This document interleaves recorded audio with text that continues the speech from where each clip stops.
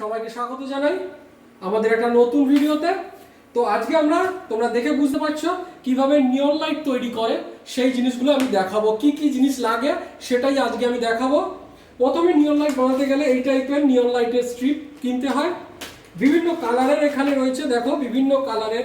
এখানে সাদা কালার রয়েছে, এটা ওয়ার্ম হোয়াইট রয়েছে, এটা সাদা কালার রয়েছে, এখানে সবুজ রয়েছে, লাল রয়েছে, তোমার হলুদ রয়েছে, আকাশি রয়েছে, পিঙ্ক রয়েছে, এই কালারগুলো রয়েছে। এই নিয়ন লাইটকে আটকাতে হয় এই টাইপের ট্রান্সপারেন্ট বোর্ড পাওয়া যায়, এই টাইপের ট্রান্সপারেন্ট বোর্ড পাওয়া যায়, সেই ট্রান্সপারেন্ট বোর্ডের উপর আটকাতে হয়। এগুলো ট্রান্সপারেন্ট শিট। এই টাইপের গ্লু লাগে, এগুলো হচ্ছে অনেকটা ফেভিকুইকের মতনই। এবার কিছু যন্ত্রপাতি লাগে, এই টাইপের ট্রান্সপারেন্ট তার লাগে, এর বদলে তোমরা নর্মাল সরু তারও ইউজ করতে পারো।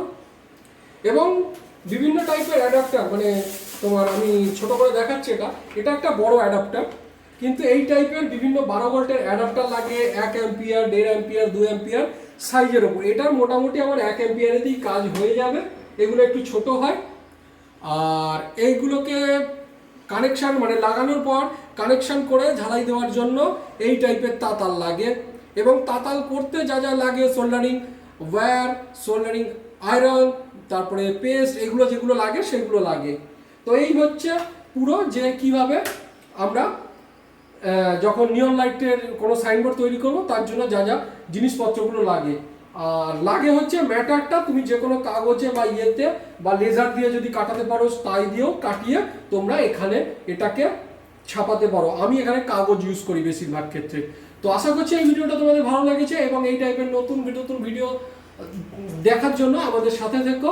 এই টাইপের আরো নতুন নতুন ভিডিও আমরা আনবো, নতুন নতুন সাইনবোর্ড তৈরি করেও আমরা দেখাবো। ধন্যবাদ। এই বলে আজকের ভিডিওটা এখানেই শেষ করছি।